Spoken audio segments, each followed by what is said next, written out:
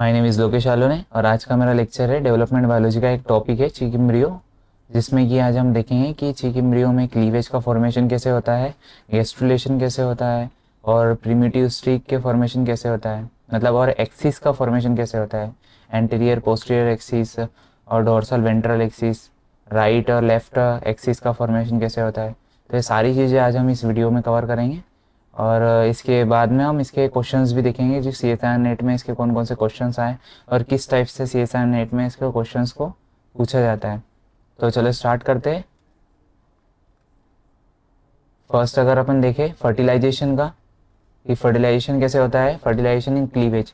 तो अगर हम देखें तो चिक एम्ब्रियो में fertilization in the of the chick egg occur in the hands oviduct before the albumin and shell are secreted to cover। इसमें albumin जो होता है ये एक कवर सिक्रेट करता है वाइट कलर का, जो कि एक्स्ट्रा शेल, जो कि एक शेल के रूप में आउटर साइड पर प्रेजेंट होता है, जिसको आउटर शेल कहते हैं।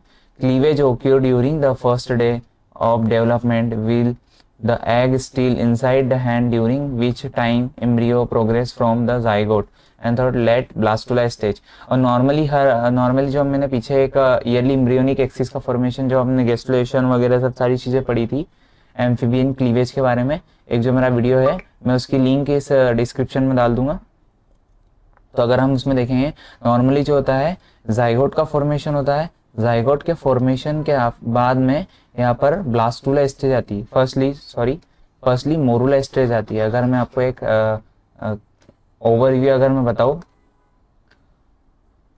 तो अगर हम देखें फर्स्टली जब ये हैन एक की अगर हम बात करें तो जब इस स्पर्म से फर्टिलाइजेशन होता है, फर्टिलाइजेशन के बाद में जाइगोट का फॉर्मेशन होता है और जाइगोट का फॉर्मेशन के आफ्टर क्या होता है, यहाँ पर मोरुला स्टेज आती है। मोरुला स्टेज क्या होती है, मोरुला स्टेज एक मास ऑफ सेल एक वॉल, पूरी बॉल टाइप की एक मास ऑफ सेल होता है, जिसको मोरुला स्टेज कहते हैं। ये एक पूरी फिल्डेड बॉल टाइप की होती है, जिसको मोरुला स्टेज कहते हैं। मोरुला के बाद में आती है ब्लास्टुला स्टेज। और ब्लास्टुला स्टेज में मेनली क्या होता है कि इसमें केविटी का फॉर्मेशन होता है। और ये केविटी कैसे बनती है, यहाँ पर केविटी का फॉर्मेशन होता है जिसको हम बोलते हैं आर्केंट्रोन केविटी। और लास्ट में आफ्टर ये आर्केंट्रोन केविटी होता है ब्लास्टोसिल केविटी का फॉर्मेशन करता है ना। और ये केविटी किससे बनती है, एल्ब्यूमिन से। एल्ब्यूमिन ये क्या करता है, वाटर का एब्जॉर्प्शन कराता है। वाटर का एब्जॉर्प्शन कराने के बाद में ये वाटर फिल्डेड केविटी का फॉर्मेशन करता है। वाटर फिल्डेड केविटी बनाता है। और ये ब्लास्टुला स्टेज में ब्लास्टोसिल केविटी का फॉर्मेशन करता है। आफ्टर ब्लास्टुला स्टेज के बाद में आती है गेस्ट्रुलेशन में क्या होता है, नॉर्मली एम्फीबियंस के अंदर 3 जर्म लेयर्स का फॉर्मेशन होता है। मैंने जो आपको पिछले एक वीडियो में बताया था, तो एम्फीबियंस के अंदर क्या होता है 3 जर्म्स लेयर का फॉर्मेशन हो रहा था। बट अगर हम बात करें हैंड्स की तो यहाँ पर प्रीमिटिव स्ट्रिक का फॉर्मेशन होता है। और इसके एग में क्या कौन कौन से स्ट्रक्चर्स होते हैं, अभी हम ये चीज सारी क्लियर करेंगे इस वीडियो में। प्रीमिटिव स्ट्रिक क्या करती है, आफ्टर प्रीमिटिव स्ट्रिक का फॉर्मेशन होता है पोस्टीरियर टू एंटीरियर पार्ट में। पोस्टीरियर टू एंटीरियर क्या करता है, प्रीमिटिव स्ट्रिक का फॉर्मेशन होता है। और यही प्रीमिटिव स्ट्रिक आफ्टर रिग्रेस करती है, प्रीमिटिव स्ट्रिक का रिग्रेशन होता है। और ये रिग्रेशन के बाद में क्या होता है, यहाँ पर नोडल प्रोटीन, जैसे कि हमने एम्फीबियन के अंदर पढ़ा था कि डोर्सल साइड्स के ऊपर क्या था कि नोडल प्रोटीन या फिर ऑर्गेनाइजर का फॉर्मेशन हो रहा था। और यही ऑर्गेनाइजर जो था बीएमपी को इनहिबिट कर रहा था। और बीएमपी को इनहिबिट करने के बाद में न्यूरल प्लेट का न्यूरिलेशन का फॉर्मेशन करा था। तो यही नोडल क्या था, इसमें प्रीमिटिव स्ट्रिक के रिग्रेशन के बाद में नोडल प्रोटीन बनता है। नोडल प्रोटीन जो होता है ये न्यूरुलेशन का फॉर्मेशन करता है और न्यूरल ट्यूब्स का फॉर्मेशन करता है। आपको ये एक मैंने ओवरव्यू बताया है पूरा कि फर्टिलाइजेशन कैसे होता है। और हालांकि हम सारी स्टेज को अच्छे से क्लियर करेंगे कि एग में कौन कौन से पार्ट्स प्रेजेंट होते हैं, कैसे फर्टिलाइजेशन होता है, प्रीमिटिव स्ट्रिक क्या होती है, ये सारी चीज़ें मैं क्लियर करूंगा। बट मैंने आपको एक एम्फीबियन के क्लीवेज से रिलेट करते हुए एक सारा ओवरव्यू बताया। तो अगर हम यह चीज देखें,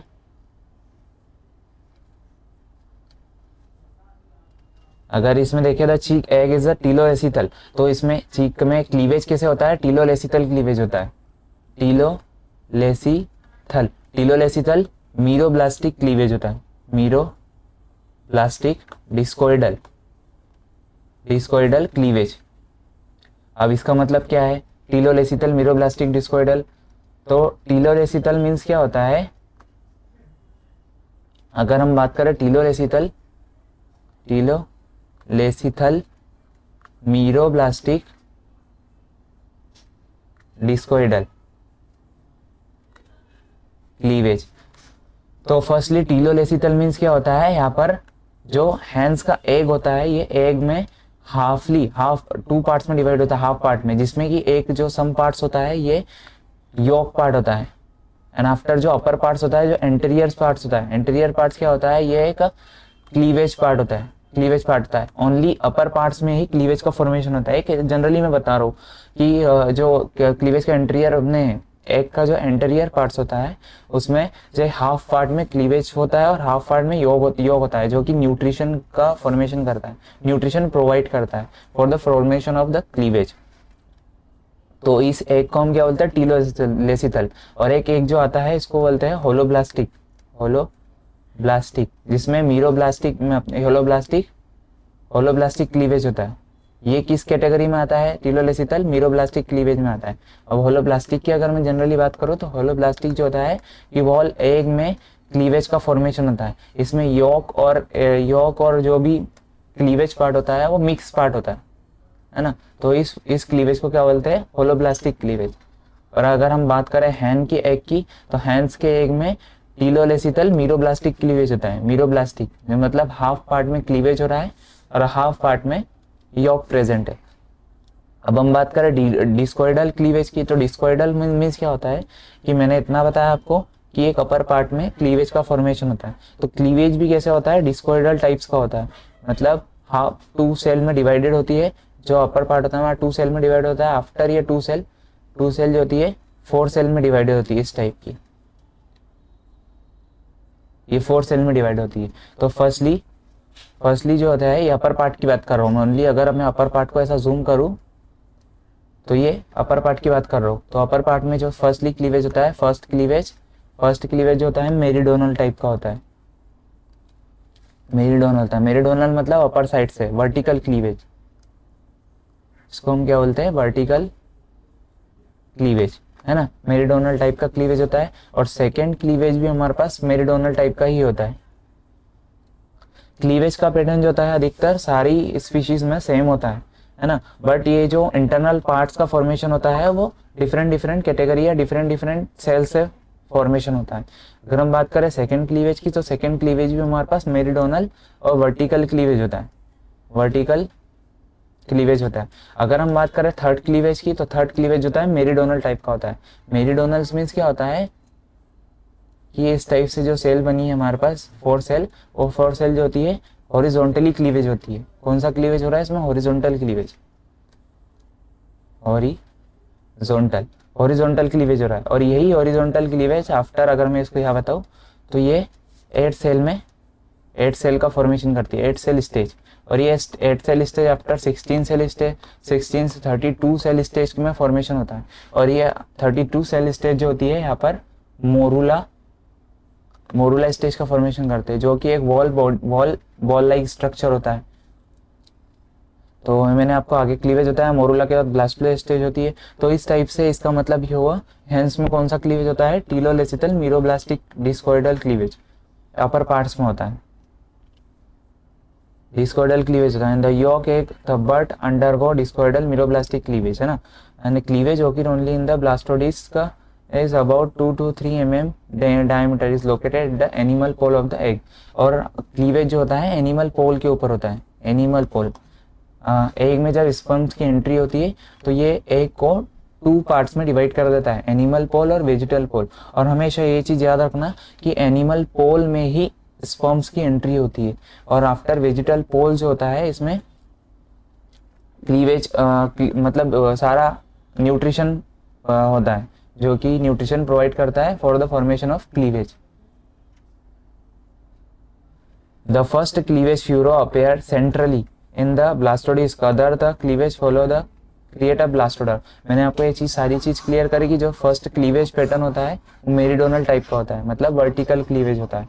vertical cleavage means centrally cleavage, जो कि 2 सेल में डिवाइड करता है किसी भी एक को। आफ्टर 2 सेल्स होता है सेकेंड 4 सेल में डिवाइड होता है। 4 सेल जो होती है ये भी हमारे पास मेरिडोनल क्लीवेज होता है। अगर हम बात करें थर्ड क्लीवेज की तो वहाँ पर 8 सेल स्टेज होता है, और यही 4 सेल 8 सेल में डिवाइड होती है। 8 सेल में किसके द्वारा होती है? हॉरिजॉन्टल क्लीवेज होता है, और ये किसको बोलते हैं? इक्वेटोरियल क्लीवेज, है ना, इक्वेटोरियल क्लीवेज होता है। तो मैंने आपको फर्टिलाइजेशन बताया कि फर्टिलाइजेशन किस टाइप से होता है और किस टाइप से हमारे पास एग का फॉर्मेशन होता है ना।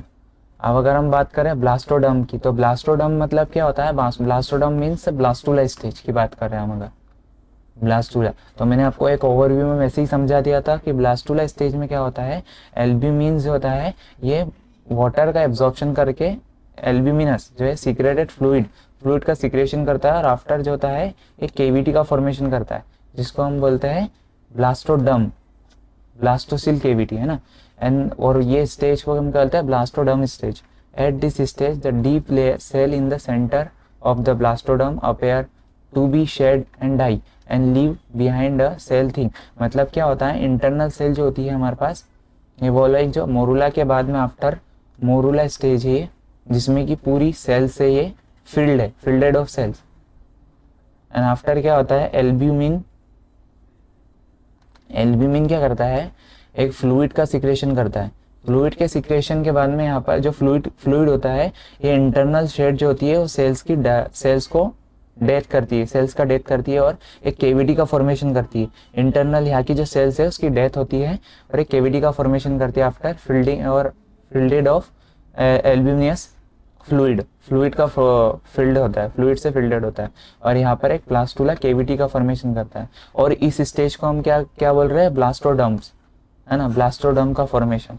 एंड बिटवीन द एरिया पेलिसुडा क्या होता है, ये चीज मैं आपको एग में क्लियर करूंगा। अगर मैं आपको एग का स्ट्रक्चर अगर बताऊं,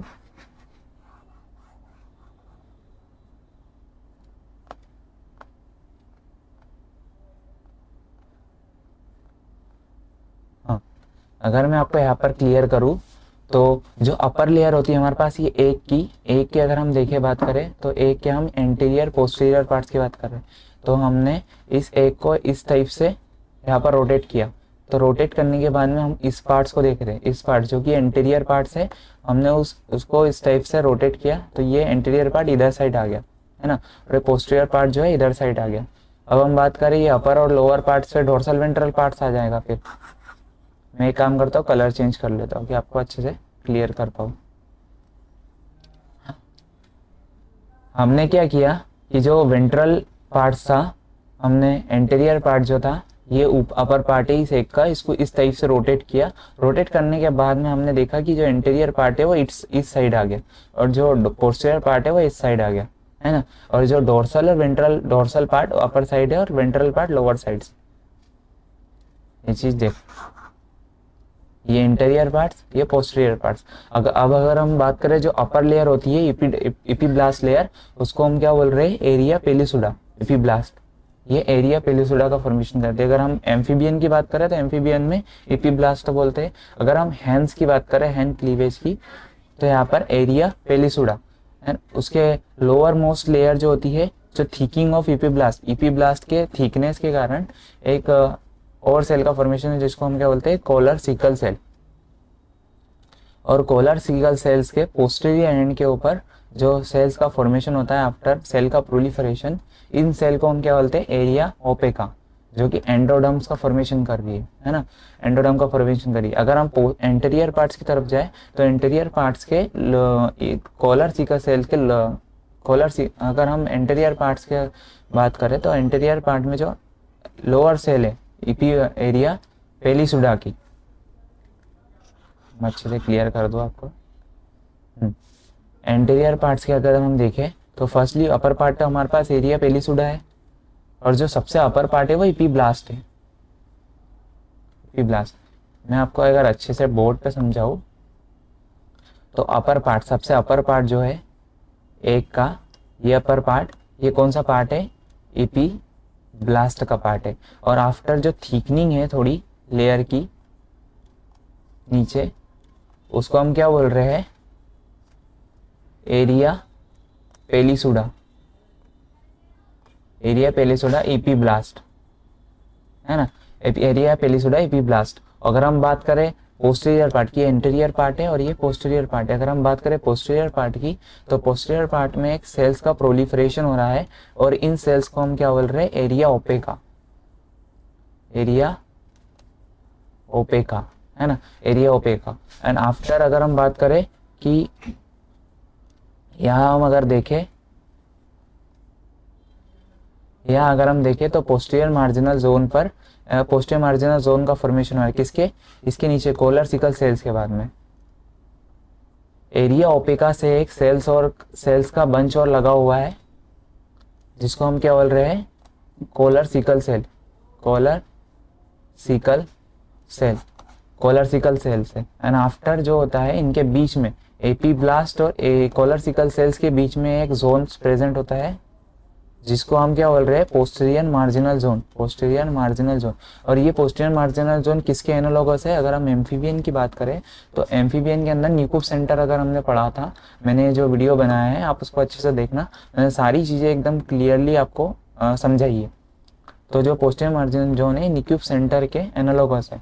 तो एपीब्लास्ट और कोलर सिकल सेल्स के बीच में एक सेल्स का फॉर्मेशन होता है जो कि, अगर हम एम्फीबियन की बात करें तो एम्फीबियंस के अंदर हमने क्या देखा था कि कोर्टिकल रोटेशन हो रहा था। कोर्टिकल रोटेशन के बाद में जो ग्रे क्रिसेंट सेल थी, ग्रे क्रिसेंट सेल ये डोर्सल साइड पर एक सेल्स का फॉर्मेशन कर रही थी और वहां से गेस्टुलेशन स्टार्ट हो रहा था। अगर हम बात करें गेस्टुलेशन की, तो ये भी पोस्टीरियर मार्जिनल जोन भी एक रोटेशन, मतलब एक के रोटेशन से, मतलब एक रोटेशन होता है। बिकॉज क्योंकि इसके अंदर बैलेंसिंग का फॉर्मेशन करता है। बैलेंसिंग मीन्स कैसे? कि जैसे ही हमारे पास क्लीवेज होता है तो क्लीवेज के कारण ऊपर अपर पार्ट जो होता है वो बढ़ते जाता है, और जो लोअर पार्ट हमारे पास योक वाला पार्ट है, ये न्यूट्रिशन प्रोवाइड कर रहा है फॉर अपर पार्ट्स को। तो ये लोअर पार्ट जो होता है यहाँ पर, जैसे अपर पार्ट में अगर क्लीवेज हो रहा है तो क्लीवेज पार्ट होने से यहाँ पर अपर पार्ट बढ़ते जाता है, और लोअर जो योक है, योक का पार्ट कम होते जाता है। तो यहाँ पर एग में इम्बैलेंसिंग फॉर्मेशन होती है। अब इस इम्बैलेंसिंग को बैलेंस करने के लिए एक का रोटेशन होता है। अब एक का रोटेशन होगा तो ये पोस्टीरियर मार्जिनल जोन का फॉर्मेशन होता है, और यही पोस्टीरियर मार्जिनल जोन जो होता है, जो ये न्यूक्यूब सेंटर के एनालॉगस होता है, और यही से हमारे पास गेस्टुलेशन का फॉर्मेशन होता है ना। गेस्टुलेशन में हमने अगर बात की थी एम्फीबियन के अंदर, तो एम्फीबियन में मेसोडर्म का फॉर्मेशन हो रहा था। मेसोडर्म का फॉर्मेशन हो रहा था। अगर हम बात करें हैन के एग की, तो हैंस के एग में यहाँ पर प्रिमिटिव स्टिक का फॉर्मेशन हो रहा है ना, प्रिमिटिव स्टिक फॉर्मेशन हो रहा है, और यही प्रिमिटिव स्टिक आफ्टर न्यूट्रिलेशन करवाती है। तो आपको ये सारी चीज़ें समझ में आ गई कि मैंने एक में कि कौन कौन सा पार्ट्स होते हैं, उनको सारे अच्छे से क्लियरली मैंने आपको सारी चीज़ें ब्लैक बोर्ड पे समझाई है ना। अगर हम बात करें एंटीरियर पार्ट की, तो एंटीरियर पार्ट में एक एरिया पेलिसुडा के नीचे एक पार्ट्स होता है जिसको सम टाइप्स की सेल्स होती है, जिसको हम क्या बोलते हैं? हाइपोब्लास्ट सेल होती है। और यही हाइपोब्लास्ट सेल जो होती है आगे चल के प्रोलिफरेट होती है। अगर हम बात करें एंटीरियर पार्ट की, तो एंटीरियर पार्ट्स पे हाइपोब्लास्ट सेल्स होती है ना। और ये हाइपोब्लास्ट सेल्स एंटीरियर पार्ट्स पे स्टेज 10 में, अगर हम ये चीज़ देखें क्लियर, अगर मैं आपको एक चीज़ क्लियर करूँ, तो जो क्लीवेज होता है, क्लीवेज वो स्टेज बाय स्टेज होता है ना। फर्स्ट स्टेज में फर्स्ट क्लीवेज होगा, जो कि मैंने आपको अच्छे से क्लियर करा, मेरिडोनल क्लीवेज। सेकंड स्टेज में भी मेरिडोनली मतलब वर्टिकल क्लीवेज हो रहा था, 2 सेल बन रही थी। 3/3 सिस्टम में 8 सेल बन रही थी। ऐसे करते करते क्लीवेज की 10th स्टेज में ये सारी सेल्स का फॉर्मेशन होता है, धीरे धीरे प्रोलिफरेट करते करते, है ना। और यही आर्केंट्रॉन केविटी का फॉर्मेशन होती है। यहाँ पर आर्केंट्रॉन केविटी बन रही है ना। अगर मैं बात करूँ तो मैं ये चीज़ बता रहा था आपको कि एंटीरियर पार्ट्स पर एक सेल्स का सम सेल्स का फॉर्मेशन होता है जो कि हाइपोब्लास्ट आइसलैंड्स कहलाती है, और यही हाइपोब्लास्ट स्टेज 12 में इसका प्रोलिफरेशन होता है और प्राइमरी हाइपोब्लास्ट का फॉर्मेशन करते हैं। प्राइमरी हाइपोब्लास्ट मीन्स क्या होता करती है, ये सेल जो होती है प्रोलिफरेट करती है और 15 to 25 और 20 to 25 अप्रोक्स 20 to 25 सेल्स का फॉर्मेशन करती है, और ये प्राइमरी हाइपोब्लास्ट का फॉर्मेशन करती है। प्राइमरी हाइपोब्लास्ट जो होती है ये जस्ट एपीब्लास्ट के नीचे एंटीरियर पोर्शन पर प्रेजेंट होती है ना। ये सेल्स हम देख रहे हैं ये पोस्टीरियर मार्जिनल जोन की सेल्स है, और जो ये ब्लू कलर की सेल्स है कॉलर सिकल सेल है, जो कि किससे अटैच है, पोस्टीरियर पार्ट्स पर एरिया ओपेका से। एरिया ओपेका क्या है, प्रोलिफरेशन ऑफ या फिर मास ऑफ द सेल्स, जो कि अटैच है एरिया पेलिसुडा से, है ना, पोस्टीरियर पोर्शन पे। तो अगर हम ये चीज देखें तो जो एग है वो 2 पार्ट्स में डिवाइडेड है, जैसे कि एंटीरियर पार्ट्स में अलग अलग सेल्स का फॉर्मेशन हो रहा है और पोस्टीरियर पार्ट में अलग सेल का फॉर्मेशन हो रहा है। और ये सेल जो होती है ये स्पेसिफिक होती है अपने फंक्शंस के लिए, इसमें सिग्नलिंग्स होती है और सिग्नलिंग के बेस पर ही है आगे उनके न्यूरुलेशन या फिर इपीबोली। इपीबोली क्या होती है मैंने अपने आगे के वीडियो में भी समझा है। अगर आप मेरे आगे के वीडियोस देखोगे तो डेवलपमेंट बायोलॉजी के अंदर बस अब मेरा एक हाइड्रा और प्लेनेरिया, ये 2 ही टॉपिक बचे जो मैं आगे के वीडियोस में अच्छे से क्लियर करूंगा, और एक वीडियो बनाऊंगा जिसके अंदर डेवलपमेंट बायोलॉजी के सारे क्वेश्चंस को मैं अच्छे से एक्सप्लेन करूंगा।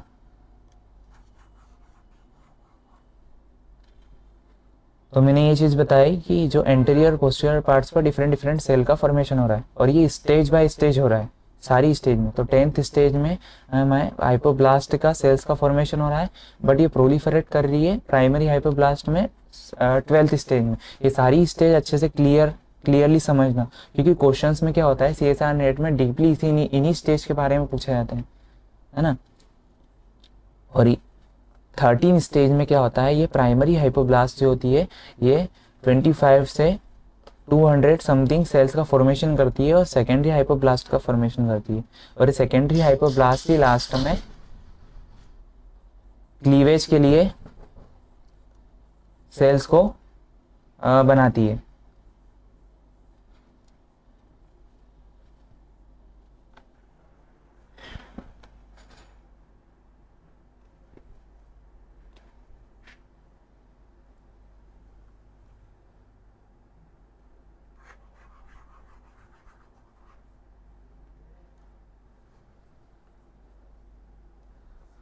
हाँ, तो 12th स्टेज 12 में क्या था, सेकेंडरी हाइपोब्लास्ट का फॉर्मेशन हो रहा था, और यही सेकेंडरी हाइपोब्लास्ट जो थी स्टेज 2 में सिग्नल्स को प्रोवाइड करती है for the formation of primitive sticks. Primitive streak के फॉर्मेशन के लिए सिग्नल्स को प्रोवाइड करती है, और ये कौन सी सिग्नलिंग्स करती है, विंड सिग्नलिंग का फॉर्मेशन करती है, विंड सिग्नलिंग। और ये विंड सिग्नलिंग के थ्रू प्रिमिटिव स्टिक का फॉर्मेशन होता है। और प्रिमिटिव स्टिक में स्टेज 3 में प्रिमिटिव स्टिक का वॉल फॉर्मेशन हो जाता है, मतलब कंप्लीट हो जाता है प्रिमिटिव स्टिक का फॉर्मेशन। अगर मैं आपको अच्छे से क्लियर करूं तो स्टेज 13 में सेकेंडरी हाइपोब्लास्ट का फॉर्मेशन कंप्लीट हो रहा था, और स्टेज 2 में जस्ट स्टेज 2 में प्रिमिटिव स्टिक का फॉर्मेशन हो रहा है। इनिशियल स्टेज है प्रिमिटिव स्टिक की, इनिशियल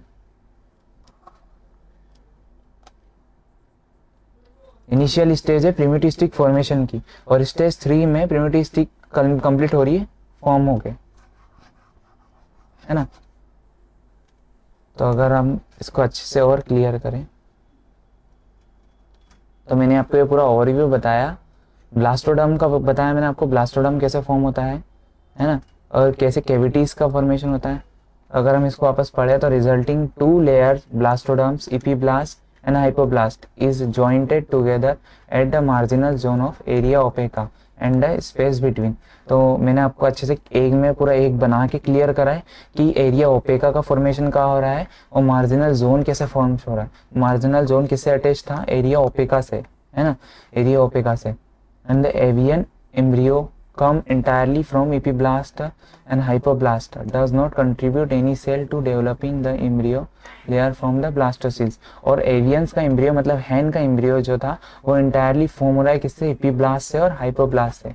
हाइपोब्लास्ट क्या थी, एंटीरियर पोर्शन था, एपीब्लास्ट के लोअर पोर्शन जो था एंटीरियर पार्ट्स का, है ना। 3 germs layer of embryo proper plus amnion form. है ना। और यही 3 जर्म लेयर जो थी ये एमनियंस का फॉर्मेशन करती है, मतलब पूरे हैंड्स का फॉर्मेशन करती है। अब ये क्लीवेज का अगर मैं बोलूँ तो फर्स्ट मैंने बताया था आपको कि क्लीवेज फर्स्टली मेरिडोनली क्लीवेज होता है, सेकेंड भी मेरिडोनल होता है, और थर्ड जो होता है हमारे पास ये वर्टिकल इक्वेटोरियल क्लीवेज होता है ना।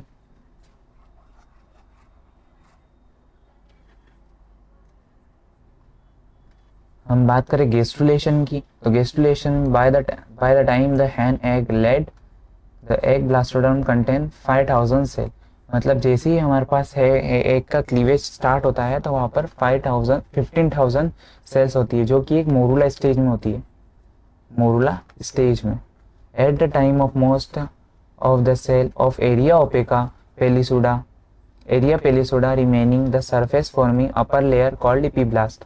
मैंने आपको एग में क्लियर करा जो अपर मोस्ट लेयर थी वो एरिया पेलिसोडा थी, है ना, जो कि इपीब्लास्ट के लेयर थी। And the local thickening of epiblast called collar sickle cell. और जैसे ही हमारे पास पोस्टीरियर पोर्शन पर अगर हमने देखा था तो जो थिकनिंग ऑफ सेल थी वो क्या कहला रही थी, collar sickle cell. And in between area opaca and collar sickle is belt like region called posterior marginal zone.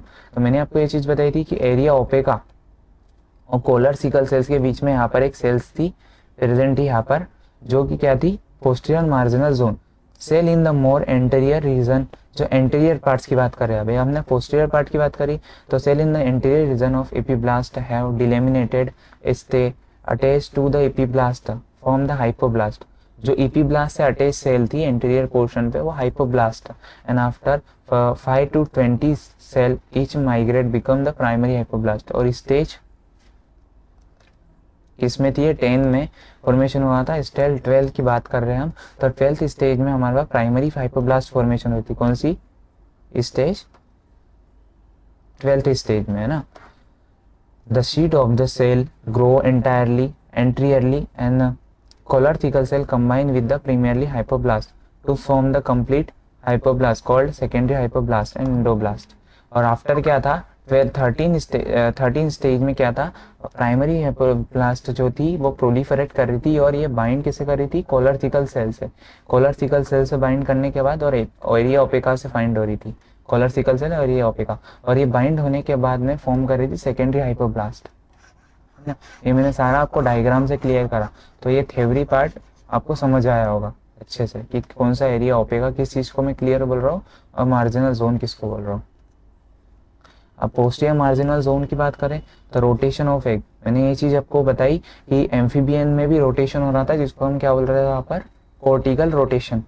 और यहाँ पर रोटेशन हो रहा है और इम्बैलेंसिंग होती है, इम्बैलेंसिंग के लिए। तो बैलेंस पार्ट जो होता है, बैलेंसिंग करने के लिए पोस्टीरियर मार्जिनल जोन का फॉर्मेशन होता है ना, जो कि पोस्टीरियर पार्ट्स पर प्रेजेंट होता है। And the ability to initiate a primitive streak, और यही एबिलिटी रखता है प्रिमिटिव स्ट्रीक फॉर्मेशन की, मतलब प्रिमिटिव ग्रूव का फॉर्मेशन होता है। यहाँ पर प्रिमिटिव ग्रूव का फॉर्मेशन होता है और प्रिमिटिव स्टिक फॉर्मेशन होती है, जो कि एक को 3 जर्म लेयर में डिवाइड कर देती है। और यही 3 germ layer after formation of egg, formation of hen egg, hens का फॉर्मेशन करती है।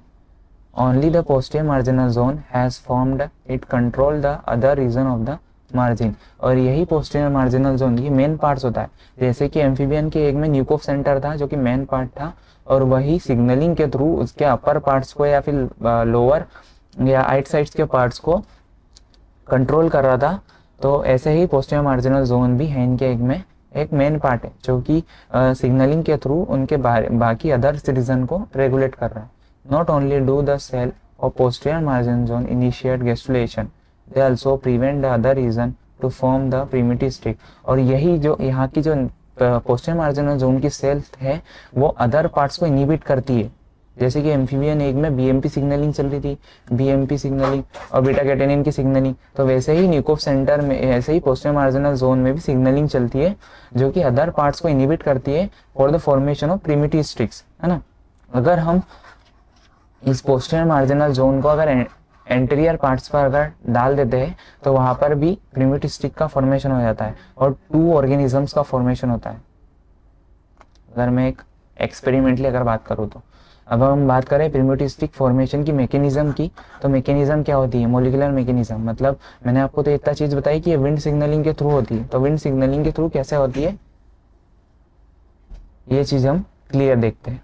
The mechanism for cellular dance was mediated the activation of wind planar cell polarity pathway in the epiblast next to polar sickle cell at the posterior edge of the embryo।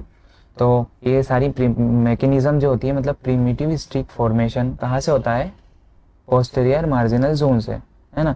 और firstly start किस में होता है, epiblast layer में, and next जो start होता है ये किस में होता है, कोलर सिकल सेल्स में, क्योंकि कोलर सिकल सेल्स कहाँ थी, मिडिल पार्ट में थी, पोस्टीरियर पार्ट्स के इन द, और ये याद रखना पोस्टीरियर एड्स पर, मतलब पोस्टीरियर पोर्शन पर ही फॉर्मेशन होता है। बिकॉज क्यों, इसको ऐसे याद रखना है कि पोस्टीरियर मार्जिनल जोन से, पोस्टीरियर मार्जिनल जोन से फॉर्मेशन हो रहा है। पोस्टीरियर मार्जिनल जोन में means posterior parts in this pathway is blocked. अगर पोस्टीरियर, जैसे कि ये पाथवे प्रीमिटिव स्टिक का फॉर्मेशन करता है, तो प्रीमिटिव स्टिक से क्या होता है, यहाँ पर एंडोडर्म और मेसोडर्म का फॉर्मेशन होता है ना। दो लेयर्स का फॉर्मेशन हो रहा है, एंडोडर्म मेसोडर्म, और ये लेयर कहाँ बन रही है, सेंट्रली बनती है। कहाँ पे बन रही है, सेंट्रली। याद रखना कि सिग्नलिंग अगर प्रॉपर है तो एंडोडर्म और मेसोडर्म ये सेंट्रली फॉर्म होती है, और अगर सिग्नलिंग को अगर हम इनिबिट कर दे, विंड सिग्नलिंग को अगर हम इनिबिट कर दे, तो पोस्टीरियर मार्जिनल जोन से प्रिमिटिव स्टिक का फॉर्मेशन तो होगा जस्ट, पर ये जो एंडोडर्म और मेसोडर्म है ये सेंट्रली फॉर्म ना होते हुए पेरिफेरल फॉर्म होते हैं ना, पेरिफेरली फॉर्म होते हैं। In this pathway block the mesoderm and endoderm form peripherally instead of the centrally, है ना। मैंने ये चीज बताई आपको कि अगर इसको इनिबिट कर दिया जाए तो सेंट्रली ना फॉर्म होते हुए पेरिफेरली फॉर्म होती है। The wind pathway activated by fibroblast growth factor, और ये विंड का पाथवे जो एक्टिवेट होता है, मतलब लिगेंड की तरह वर्क करता है, कौन, fibroblast growth factor, produced by hypoblast, जो हाइपोब्लास्ट से प्रोड्यूस्ड होता है ना। मतलब एंटीरियर पोर्शन से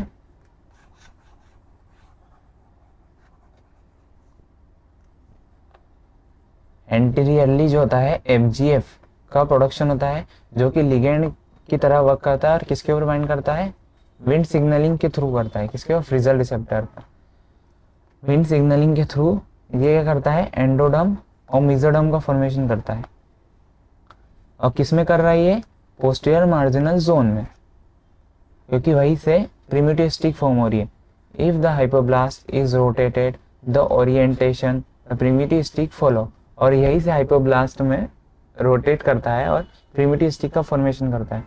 and the FGF signalling is activated in the margin of epiblast, और एफजीएफ सिग्नलिंग किस में फॉर्म होती है, एपीब्लास्ट में। एपीब्लास्ट बोले तो एपीब्लास्ट ये यहाँ पर ग्रू का फॉर्मेशन करता है, और आफ्टर प्रिमिटिव स्टिक का फॉर्मेशन हो रहा है, और फर्स्ट एपीब्लास्ट में हो रहा है, और सेकंड किस में हो रहा है, कोलर सिकल सेल्स में। और ये पोस्टीरियर मार्जिनल जोन कहाँ है, पोस्टीरियर पार्ट पर है, तो ये एपीब्लास्ट को सिग्नलिंग प्रोवाइड कर रहा है। At the anterior end of the primitive streak is regional thickening of cell called Hensen node, और जैसे ही हमारे पास प्रिमिटिव स्टिक फॉर्म होती है इस टाइप से ये एग में, तो इसका जो एंटीरियर पार्ट है अभी एंटीरियरली फॉर्म हो रही है, मतलब एंटीरियर पार्ट्स की तरफ बढ़ रही है, तो इसका जो एंटीरियर पार्ट है ये थिक करता है, regional thickening after formation of Hensen node. अब हैंसन नोड्स क्या है, हैंसन नोड एक वो पार्ट होता है जो कि प्रिमिटिव स्टिक का एंटीरियर पार्ट है, और एक ठीक हो जाता है, इस टाइप से ठीक होता है। नॉर्मली प्रिमिटिव स्टिक ऐसे बनती है ना, जो थिकिंग होता है, और यही पार्ट जो होता है आफ्टर बाद में न्यूरुलेशन करता है, न्यूरुलेशन करता है ना। Hensen node and contain the funnel shape, और ये फनल शेप का होता है, और किसके एनालॉगस होता है, प्रिमिटिव प्रीट के। प्रिमिटिव प्रीट क्या होता है, ये एम्फीबियन के एग में जो ग्रूव फॉर्मेशन हो रही थी उसे हम प्रिमिटिव पीट्स कहते थे। And this cells enter the embryo to form the notochord and prechordal plates, और यही जो हैंसन नोड है लास्ट में नोटोकॉड और प्रीकॉर्डल प्लेट का फॉर्मेशन कर रहा है, जो कि न्यूरुलेशन की प्रोसेस के थ्रू बनता है। अब Hensen node as a functional equivalent to the dorsal lip, और डोर्सल लिप के फंक्शनली इक्विवेलेंट होता है। डोर्सल लिप किस में था, एम्फीबियन एग में। एग में।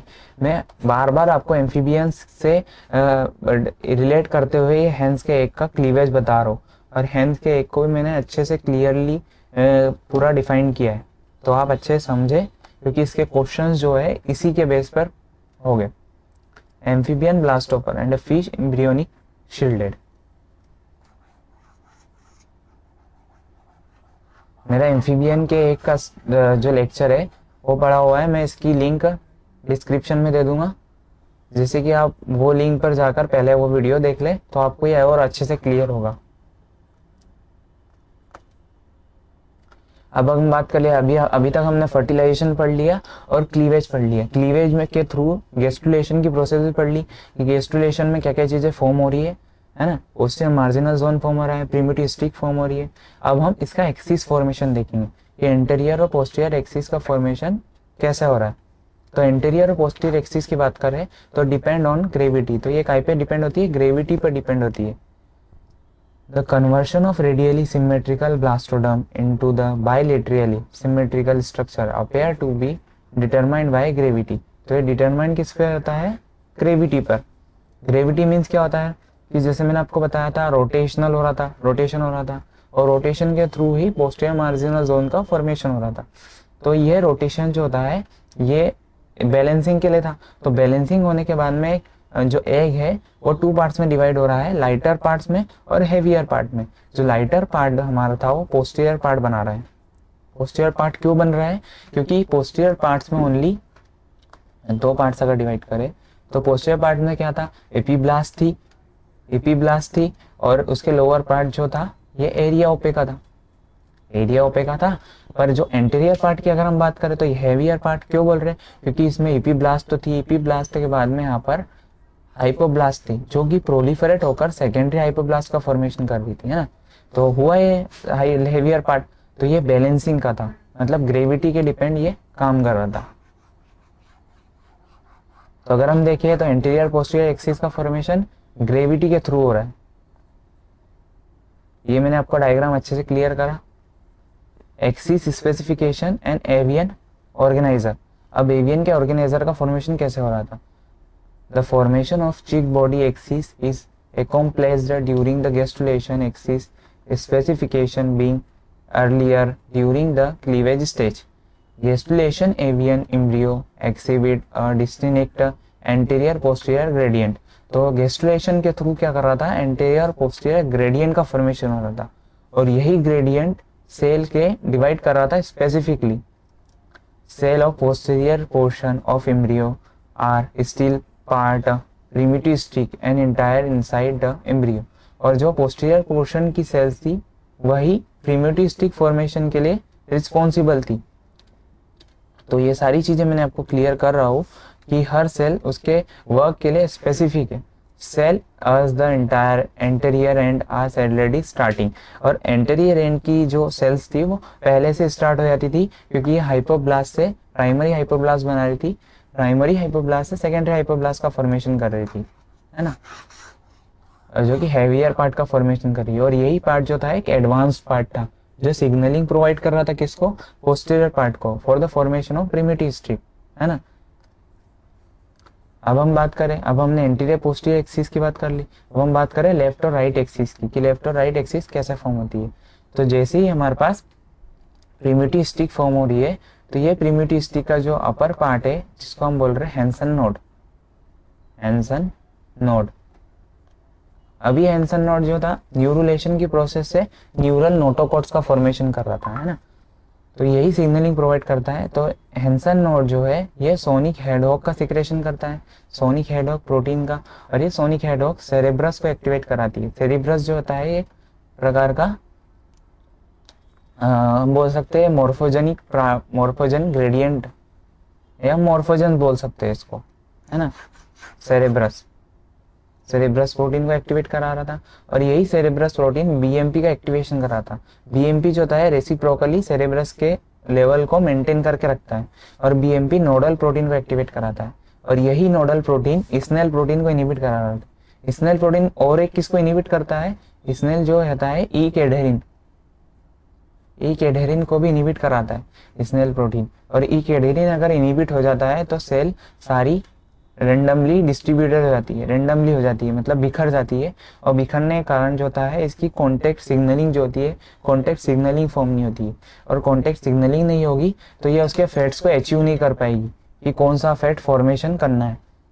तो स्नेल प्रोटीन को इनिबिट करती है एंड आफ्टर पिटेक्स प्रोटीन का एक्टिवेशन करती है। पिटेक्स प्रोटीन क्या करता है, पिटेक्स प्रोटीन लेफ्ट पार्ट के फॉर्मेशन के लिए रिस्पॉन्सिबल होता है, मतलब सेल्स को ऐसे सिग्नल्स देता है कि वो लेफ्ट पार्ट का फॉर्मेशन करें। अब अगर हम बात करें राइट पार्ट की, तो राइट पार्ट में एक्टिविन का फॉर्मेशन होता है और बीएमपी का, और यही एक्टिविन जो होता है सोनिक हेडहॉग को जो कि लेफ्ट पार्ट में बन रहा था उसको इनिबिट करता है, और बीएमपी जो था ये FGF8 को एक्टिवेट करा रहा है। FGF8 क्या करता है, सेरेब्रस को इनिबिट करा देता है। सेरेब्रस इनिबिट क्यों होता है, क्योंकि सेरेब्रस जो होता है राइट पार्ट की सेल्स को फैट को उनके फैट को अचीव करने से इनिबिट करा रहा था।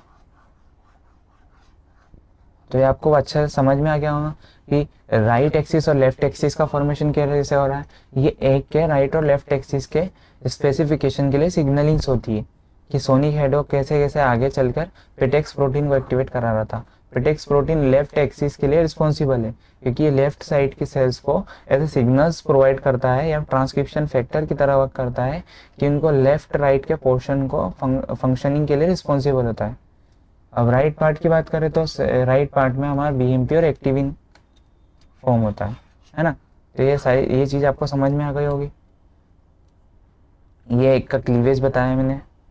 और जो प्रिमिटिव स्टिक का फॉर्मेशन था, अगर हम इसको डॉर्सली वेंट्रली पार्ट में देखें, जैसे अभी तो हमने किस में देखा था, एंटीरियर पोस्टीरियर पोर्शन के टाइप से देखा था कि कौन सी सेल कैसे प्रिमिटिव स्टिक का फॉर्मेशन कर रही थी। अगर हम इसको डॉर्सल वेंट्रल एक्सिस की तरह से देखें, एक्सिस की तरफ से देखें,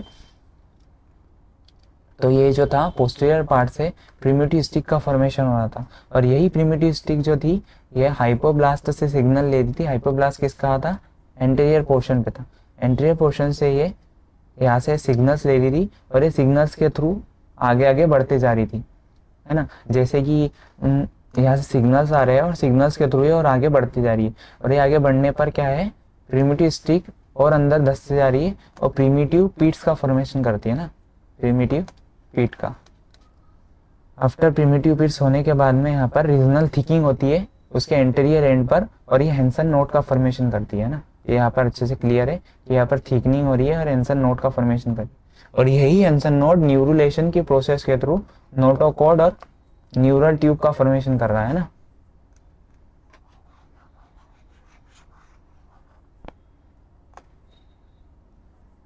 और ये जो प्रिमिटिव स्टिक है ये उसके लेफ्ट राइट एक्सिस, ये एक्सिस फॉर्मेशन के लिए उनके स्पेसिफिक सिग्नल्स को प्रोवाइड करती है। जैसे कि अभी हमने सारी एक्सिस पढ़ी, लेफ्ट राइट एक्सिस भी पढ़ी है ना, और डोर्सल वेंट्रल भी पढ़ ली। तो इसी टाइप से सिग्नल्स को प्रोवाइड करती है जिससे कि एक्सिस का स्पेसिफिकेशन होता है। एंड आफ्टर अगर हम देखें तो ये जो प्रिमिटिव स्टिक है, प्रिमिटिव स्टिक का रिग्रेशन भी होता है। अब रिग्रेशन क्यों हो रहा है, रिग्रेशन इसलिए हो रहा है कि जो इंटरनल्स की साइट्स थी, रिग्रेशन जो हो रहा है मतलब हैंसन नोड जो होता है रीजनल थिकिंग थे सेल्स की, तो ये सेल जो होती है रिग्रेस होती है, इन सेल्स का एपोप्टोसिस होता है, और एपोप्टोसिस होने के बाद में जो इंटरनल सेल है, इंटरनल सेल न्यूरुलेशन फॉर्मेशन करती है और न्यूरल एंड नोटोकॉर्ड्स का फॉर्मेशन करती है ना। तो रिग्रेशन इसीलिए होता है। तो ये हमने पढ़ा था। ये जो अगर मैं बात करूँ कि सिग्नलिंग और डीपली अगर हम पढ़े तो सिग्नलिंग जैसे प्राइमरी, अगर हम ये चीज देख रहे हैं कि हाइपोब्लास्ट जो था सिग्नल्स दे रहा था किसको, पोस्टीरियर पार्ट्स की सेल्स को प्रिमिटिव स्टिक फॉर्मेशन के लिए। तो भाई प्राइमरी हाइपोब्लास्ट से सेकेंडरी हाइपोब्लास्ट क्यों बना, उसका रीजन क्या था। प्राइमरी हाइपोब्लास्ट भी सेल्स को प्रोवाइड करके सिग्नल्स दे सकता था, पर सेकेंडरी हाइपोब्लास्ट क्यों बना। तो अगर हम ये चीज देखें, अब मॉडल मैकेनिज्म अगर देखें तो FGF सिग्नल जो था रेगुलेट करता है मेसोडर्म के फॉर्मेशन के लिए और न्यूरुलेशन के लिए। न्यूरुलेशन क्यों, क्योंकि प्रिमिटिव स्टिक से ही न्यूरुलेशन की प्रोसेस हो रही है, तो न्यूरुलेशन को रेगुलेट करता है FGF सिग्नल। FGF सिग्नल कहाँ से आ रहा है, FGF सिग्नल हमारे पास हाइपोब्लास्ट से आ रहा है ना। तो अगर स्टेज 11 की अगर हम बात करें तो stage 11 where the hypoblast secrete FGF8। Hypoblast क्या था, प्राइमरी हाइपोब्लास्ट ही है ना, प्राइमरी हाइपोब्लास्ट सीक्रेट कर रहा है FGF8 को, which induce the pre neural gene ERN1 and SOX2 in the epiblast. और ये ERN1 और SOX2 को इंड्यूस कर रहा है। And this cell in the domain however remaining uncommitted nodal expressed in the posterior epiblast cannot function is inhibited by the cerebrous protein secreted by hypoblast। मैं इसको diagram से अच्छे से समझाता हूँ। तो फर्स्टली क्या था, हाइपोब्लास्ट जो एंटेरियरली प्रेजेंट है, एंटेरियर पार्ट पर प्रेजेंट है,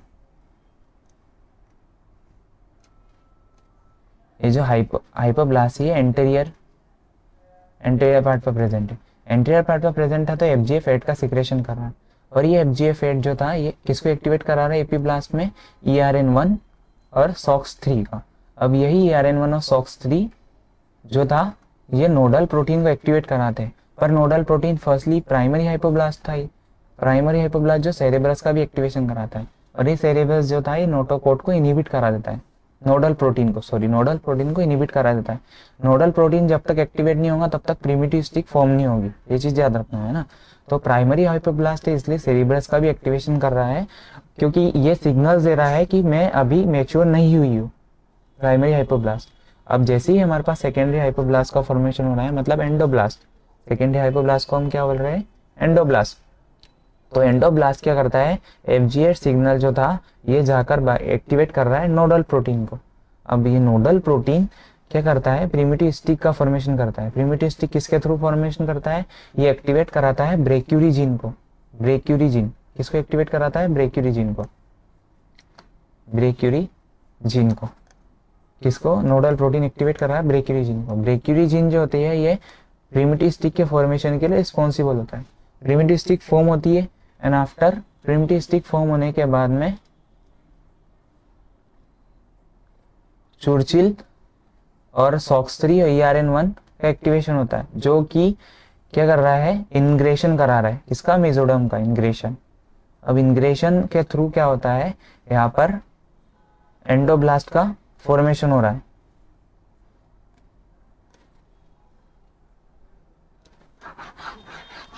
तो हम आगे पढ़ते हैं। At the around stage 1 the hypoblast is displaced from the posterior edge by the endoblast and allowing nodal to function। मतलब सेकेंडरी हाइपोब्लास्ट जो अलाउ कर रहा था नोडल के फंक्शन को, है ना। और नोडल प्लस FGF8 कहाँ से आ रहा था, हाइपोब्लास्ट से। और नोडल प्रोटीन कहाँ में एक्टिवेट हुआ, एपीब्लास्ट में। तो ये दोनों एक्टिवेट होकर इंड्यूस करते हैं ब्रेक्यूरी जीन को, ब्रेक्यूरियो TBX6 एक्सप्रेशन को। ये किसके लिए था, ये स्पेसिफिक है मेसोडर्म के लिए। और initiate the ingression of mesoderm, है ना, ingression of mesoderm and then cell primitive streak. मतलब प्रिमिटिव स्टिक के फॉर्मेशन के लिए रिस्पॉन्सिबल था, इंग्रेशन कर रहा था मेसोडर्म का। मतलब इंटरनल साइड पर ये हाइपोब्लास्ट तक, एंटीरियर पोर्शन तक जाती है, इंग्रेस होती है और प्रिमिटिव स्टिक का फॉर्मेशन करती है। At the stage 4 FGF8 expression activate the Churchill gene को and in the epiblast. Stage 8 में क्या था, सॉरी स्टेज 4 में FGF8 का एक्सप्रेशन जो कि चुर्चिल जीन को एक्टिवेट कर रहा था, किसमें, एपीब्लास्ट में। और यही epiblast and the Churchill protein induce the सीपन and which block the brachyury gene. और ये किसको इनहिबिट करते हैं, ब्रेक्यूरी जीन को। और brachyury gene prevent the further ingression of epiblast. और ब्रेक्यूरी जीन जो था इनहिबिट कर रहा था इंग्रेशन को।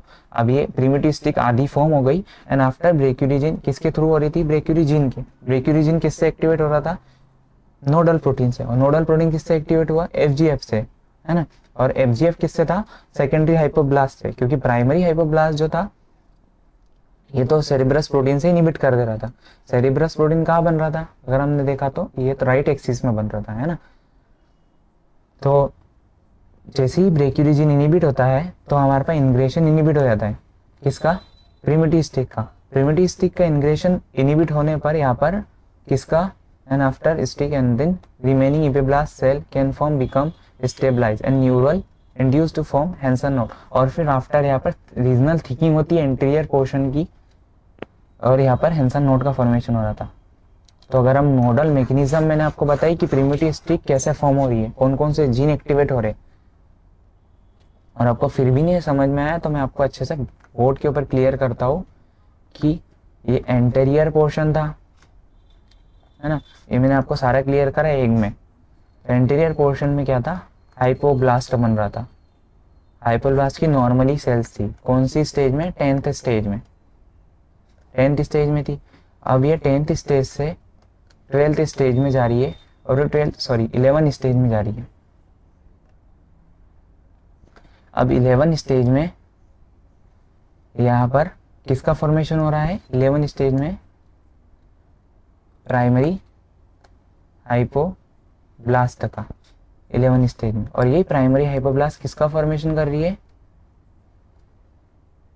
FGF8 का। और क्या है, FGF8 के साथ में सेरेब्रस का।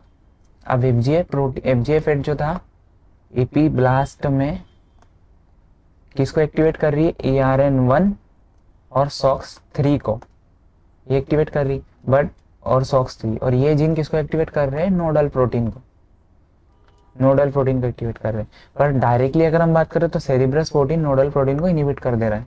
क्यों, क्योंकि प्राइमरी हाइपोब्लास्ट फॉर्म हुई है, और ये एक सिग्नल दे रही है कि अभी ये प्रॉपरली मैच्योर नहीं हुई है।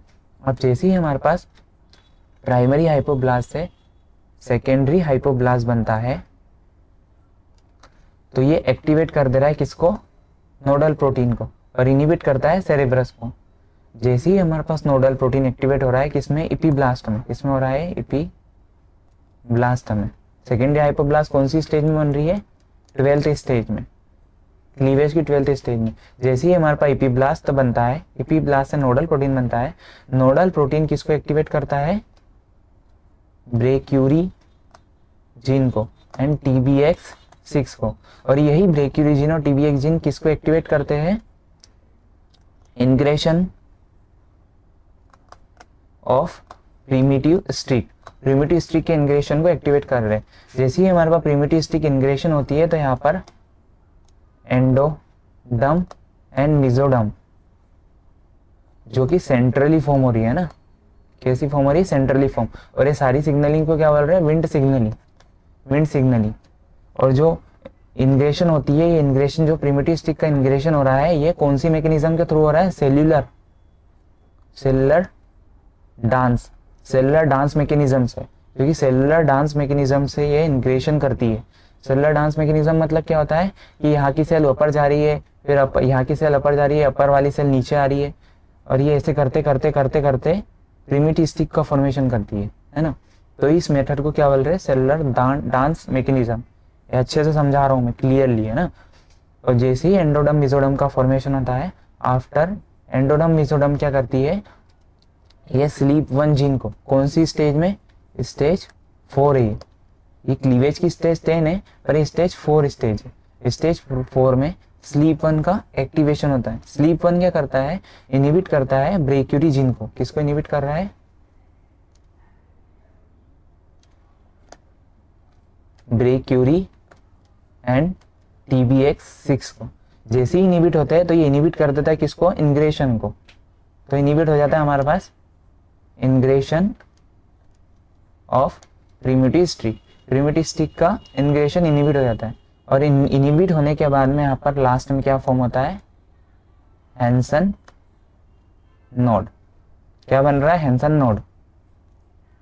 और ये हैंसन नोड न्यूरुलेशन की प्रोसेस करता है, न्यूरुलेशन। और ये न्यूरुलेशन के थ्रू क्या बन रहा है यहाँ पर, नोटोकॉर्ड एंड न्यूरल ट्यूब, है ना। और ये सारी प्रोसेस कहाँ पर हो रही है, ये सारी प्रोसेस हमारे पास, अगर मैं सारी प्रोसेस बोलूँ तो सारी प्रोसेस का हमारी एपीब्लास्ट में, एपीब्लास्ट के एपीब्लास्ट में कहाँ पर, पोस्टीरियर, ये सारी प्रोसेस कहाँ हो रही है, एपीब्लास्ट में। एपीब्लास्ट के कहाँ पर, पोस्टीरियर पोर्शन पर। पोस्टीरियर पोर्शन में भी कहा, posterior marginal zone. Posterior marginal zone कैसे बना था, ये बना था रोटेशन से, रोटेशन से। किस लिए, बैलेंसिंग के लिए, है ना। और यही पोस्टीरियर मार्जिनल जोन बाद में किसको एक्टिवेट करा रहा है, एक्सिस का फॉर्मेशन कराता है ना, एक्सिस का फॉर्मेशन कराता है। तो आपको सारी चीजें मैंने अच्छे से क्लियर करी कि कैसे क्या फॉर्मेशन होता है। अब हम देखेंगे रिग्रेशन, रिग्रेशन कैसे होता है ना। अगर हम देखेंगे प्रिमिटिव स्टिक का रिग्रेशन, अब प्रिमिटिव स्टिक का रिग्रेशन क्यों जरूरी है भाई, न्यूरुलेशन की प्रोसेस के लिए, क्योंकि इसके अपर लेयर जो था ये ऐसी, ये जो था प्रिमिटिव स्टिक अगर मान लेते तो ये अपर लेयर जो थी ये इसको इनहिबिट कर रही थी कहीं ना कहीं न्यूरुलेशन की प्रोसेस के लिए, तो ये अपर लेयर का रिग्रेशन होता है, regression of primitive streak and epiboly of the ectoderm. Mesodermal ingression continue the primitive stick start to regress moving Hansen knot to form the center of the area pellucida to more posterior portion। और regret होके पहले अगर हम देखें तो जो primitive stick कहाँ तक जा रही है, एंटीरियर पोर्शन तक बनती है ना, पोस्टीरियर से। तो जो इसका रिग्रेशन हो रहा है, रिग्रेशन किसका कहाँ तक जाएगा, पोस्टीरियर पोर्शन की तरफ मूव करेगा, है ना, एरिया पेल्लुसिडा पोस्टीरियर पोर्शन के।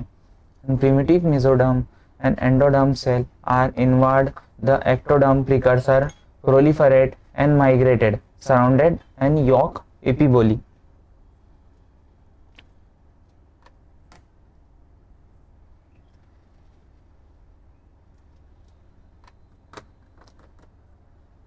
है ना, प्रिमिटिव स्टिक क्या कर रही है, मेसोडर्म और एंडोडर्म का फॉर्मेशन कर रही है ना, और यही एंडोडर्म मेसोडर्म प्रोलिफरेट करके माइग्रेशन कर रही है।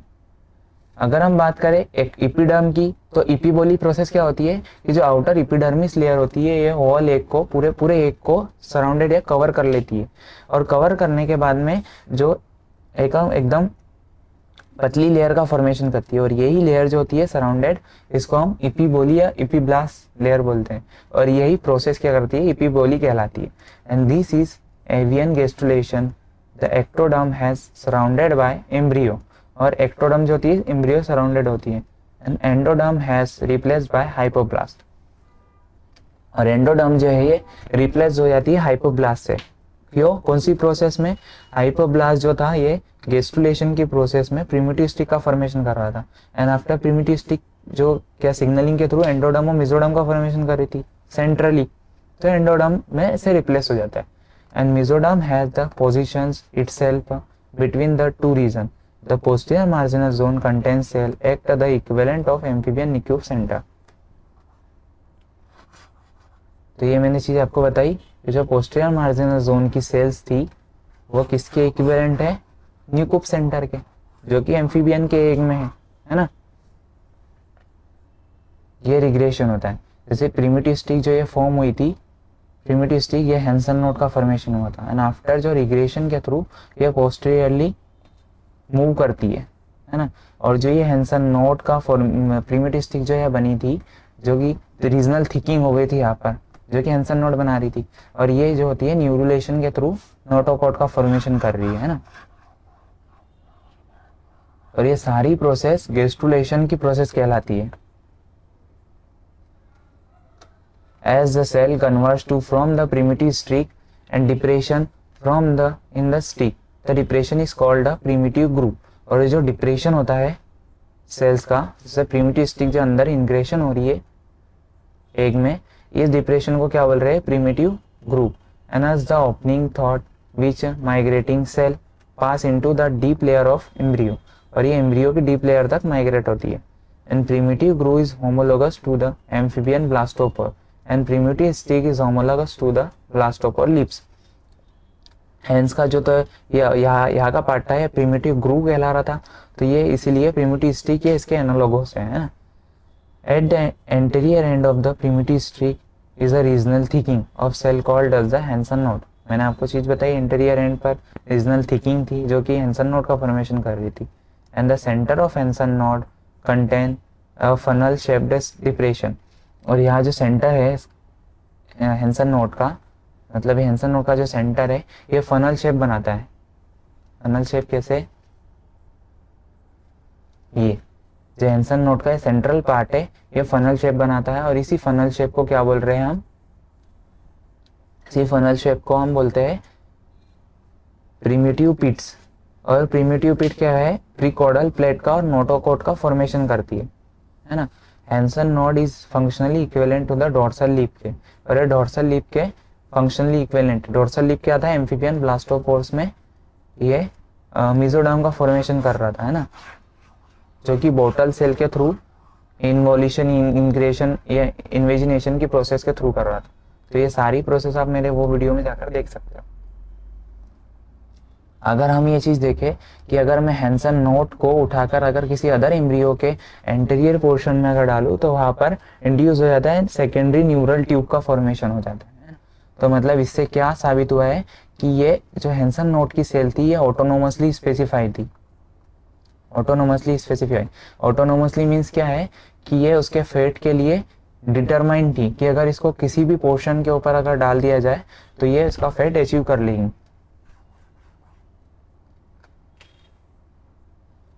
Hawks gene regulate the primitive streak, Hox gene भी प्रिमिटिव स्ट्रिक को रेगुलेट करते हैं। अगर मैं बात करूँ हॉक्स 4 जीन की, हॉक्स B4, तो ये स्टेज 4, 5, 6 चिक की एम्ब्रियो की स्टेज को रेगुलेट करते हैं।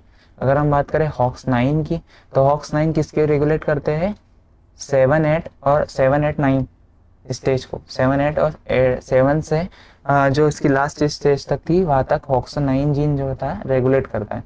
और हॉक्स 4, 5, 6 स्टेज तक के रेगुलेट करते हैं प्रिमिटिव स्टिक फॉर्मेशन को, है ना। न्यूरुलेशन की बात करें तो न्यूरुलेशन के लिए नोडल जीन रिस्पॉन्सिबल था।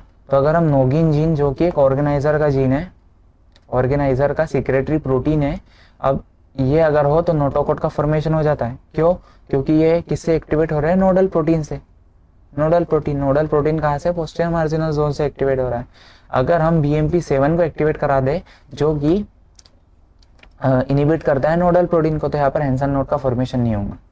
और SMAD1 जो था ये भी BMP7 को फॉस्फोराइलेट करके एक्टिवेट करा देता है। तो यहाँ पर एक ब्राउन कलर का रीजन जो था, यहाँ पर हैंसन नोड का फॉर्मेशन नहीं हो रहा है। तो ये एक एक्सपेरिमेंट से कि न्यूरल प्रोटीन का इंडक्शन कैसे होता है। अब हम देखें क्वेश्चंस को, है ना, कि CSR नेट में कैसे क्वेश्चंस आते हैं। तो सारी चीजें मैंने आपको अच्छे से क्लियर करी। तो चलो देखते हैं क्वेश्चंस को। Following statement were made about the chick during the chick development, the fertilization chick egg undergo discoidal meroblastic cleavage. हाँ, मैंने आपको ये चीज बताई थी, डिस्कॉइडल मीरोब्लास्टिक क्लीवेज होता है। However, the cleavage does not extend into the Yolki cytoplasm, और ये पूरे योल की साइटोप्लाज्म में एक्सटेंड नहीं होता है। क्यों, क्योंकि ये मीरोब्लास्टिक क्लीवेज है। और ये मीरोब्लास्टिक क्लीवेज होने के कारण क्या था, 2 पार्ट्स में डिवाइडेड था। अपर पार्ट में ओनली क्लीवेज हो रहा था और लोअर पार्ट में जो था योल की पार्ट था, है ना, पूरे एक्सटेंड नहीं था। मैंने आपको ये चीज बताई थी, एक्सटेंड किस में होता है, होलोब्लास्टिक क्लीवेज में। Development of primary hypoblast is mediated by localized migration of group of highly specified and connected cluster of 30 to 40 cell। नहीं, 30 to 40 सेल किस में बन रही थी हमारे पास, ये 25 के अगर अपर लेयर बनती तो सेकेंडरी हाइपोब्लास्ट का फॉर्मेशन कर रही थी। पर यहाँ बात करी प्राइमरी हाइपोब्लास्ट की, तो प्राइमरी हाइपोब्लास्ट ओनली 10 to 15 या अप्रोक्स 25 सेल्स बनती है ना। तो ये गलत हो गया, ये हमारा सही हुआ। By the stage 13 the chick embryo and little prior, prior मतलब क्या होता है, पहले, to primitive streak, primitive streak formation के पहले formation of hypoblast just complete. हाँ सही है, स्टेज 12 में जस्ट हमारे पास क्या है, हाइपोब्लास्ट का फॉर्मेशन कंप्लीट हो रहा है ना। हैंसन नोड ऑफ, मैंने बताया था आपको कि इन स्टेज को अच्छे से क्लियर करना। Hensen node of chick embryo significant region of anterior of the primitive streak will regional thickening of the cell. हाँ, हैंसन नोड एंटीरियर एंड था हमारे पास, एंटीरियर एंड था ना, रीजनल थिकिंग थी, तो ये भी सही है। Inhibition of Wnt planar cell polarity, अगर हम इनिबिट कर रहे हैं प्लानर सेल पोलैरिटी को pathway epiblast cause mesoderm and endoderm form central. नहीं, अगर विंट सिग्नलिंग इनिबिट हो जाती है तो ये पेरिफेरली फॉर्म होते हैं, सेंट्रली फॉर्म नहीं होते, है ना। तो ये सारे लाइंस को मतलब समझ में आया आपको कि कौन सी चीज क्या किस लिए गलत है। Following the statement were made, अब अगला question about the events occurring during चिक एम्ब्रियो डेवलपमेंट। ये वही क्वेश्चन है, शायद मैंने इसको रिपीटेडली डाल दिया। Next question, Hensen node is established as the avian equivalent the amphibian dorsal blastopore lip. Hensen node जो इक्विवेलेंट है ब्लास्टोपर लिप के, हाँ मैंने आपको पढ़ाया। The following observation are presumed a support to the same. और ये सेम क्यों है, इसको सपोर्ट क्यों, कौन सा स्टेटमेंट कर रहा है, ये चीज अपने को बतानी है। It is the region whose cell induce and pattern a second embryonic axis when the transplanted into the other location of the gastrula. It is equivalence in the term of the tissue structure. It is express the same marker gene and as Spearman organizer in the amphibian. The same microRNA can interfere with the formation of precaudal plate in the both Hansen knot and Spearman organizer. नहीं, Spearman organizer में Hansen note का formation नहीं हो रहा था, तो same micro RNA form नहीं होगा, है ना। एम्फीबियन एग में इतना डिफरेंस था क्योंकि वहां पर क्या था, ऑर्गेनाइजर फॉर्मेशन हो रहा था, है ना। It express the same marker gene, हाँ सेम मार्कर जीन एक्सप्रेस होते हैं स्पेर्मन ऑर्गेनाइजर एम्फीबियंस में, क्योंकि वहां पर भी नोगिन का एक्सप्रेशन हो रहा था, यहाँ पर भी। N equivalent in the term of tissue structure, tissue का स्ट्रक्चर इक्विवेलेंस होता है नहीं, क्योंकि एम्फीबियंस में डिफरेंट पार्ट्स फॉर्मेशन हो रहे हैं और डिफरेंट पार्ट जो है वो डिफरेंट टिश्यू फॉर्म करते हैं। अब वैसे हैंड्स में भी डिफरेंट पार्ट्स फॉर्मेशन हो रहे हैं क्योंकि वो फेदर्स का फॉर्मेशन हो रहा है। It is the region whose cell induced pattern and second embryonic axis will transplanted in the other location of gastrula. हाँ मैंने आपको ये चीज क्लियर करी थी, अगर पोस्टीरियर मार्जिनल जोन को अगर सेकेंडरी एम्ब्रियोनिक एक्सिस पर हम डाल देते हैं, मतलब अदर रीजन पर अगर डालते हैं, तो वहां पर वापस से प्रिमिटिव स्टिक का फॉर्मेशन होता है, मतलब सेकेंड एम्ब्रियोनिक एक्सिस का फॉर्मेशन होता है। तो फर्स्ट और सी सही है, ए सी हमारे पास सही है, सेकेंड वाला। The part of embryo form which ectoderm, mesoderm and endoderm are formed in the chick is known as. ये एक्टोडर्म, मेसोडर्म और एंडोडर्म का फॉर्मेशन कहाँ से हो रहा था, एपिब्लास्ट से, क्योंकि यही से हमारे पास सारी सिग्नलिंग फॉर्म हो रही थी। प्रिमिटिव स्टिक से क्या फॉर्म हो रहा था हमारे पास, न्यूरुलेशन, न्यूरुलेशन, और न्यूरुलेशन से क्या हो रहा था, नोटोकॉर्ड, कॉर्ड और न्यूरल ट्यूब का फॉर्मेशन हो रहा था, है ना। अब हाइपोब्लास्ट से क्या फॉर्म होता है, हाइपोब्लास्ट सिग्नलिंग करती है प्रिमिटिव स्टिक फॉर्मेशन के लिए। और साइटोट्रोफोब्लास्ट, तो ट्रोफोब्लास्ट जो था एपिडर्मल या एपिबोली के लिए रिस्पॉन्सिबल था, है ना, एपिबोली के लिए। तो तीनों जर्म लेयर कहाँ से बनती है, एपिब्लास्ट से। एपिब्लास्ट ही हमारे पास अंदर इनग्रेस होती है और इनग्रेस करके प्रिमिटिव स्टिक का फॉर्मेशन करती है, और यहाँ से मेसोडर्म का फॉर्मेशन होता है। ये एक्टोडर्म, मेसोडर्म और एंडोडर्म, है ना, 3 जर्म लेयर फॉर्मेशन होता है। अब अगला क्वेश्चन देखें हम। Hensen node is established as the avian equivalent to the amphibian dorsal lip. ये अभी हमने किया, है ना, ये मैंने आपको रिपीटेड डाल दिया, इसका सेकंड आंसर सही था। और ये क्यों था, ये सारी चीजें मैंने आपको बताई। तो ये मेरा आज का लेक्चर यही खत्म होता है। तो अगर आपको मेरा इस लेक्चर अच्छा लगा तो प्लीज़ लाइक करें, कमेंट करें और शेयर करें। और आपको जो भी टॉपिक, जिस भी टॉपिक से रिलेटेड अगर आपको कोई टॉपिक पढ़ना है तो प्लीज़ मेरे कमेंट बॉक्स में कमेंट करें, तो मैं और उसको, इस वीडियोस को अच्छे से और क्लियरली समझा होगा। अगर कभी मेरे इस वीडियोस में कोई प्रॉब्लम या कोई मैं अगर गलत चीज़, गलत वर्ड बोलता हूँ तो प्लीज़ उसके लिए मैं सॉरी बोलता हूँ। और आपको अगर मेरी कोई गलती महसूस होती है तो प्लीज़ कमेंट करें, और मैं अपनी गलती को अगले वीडियोस में और अच्छे से सुधारने की कोशिश करूँगा। Thank you.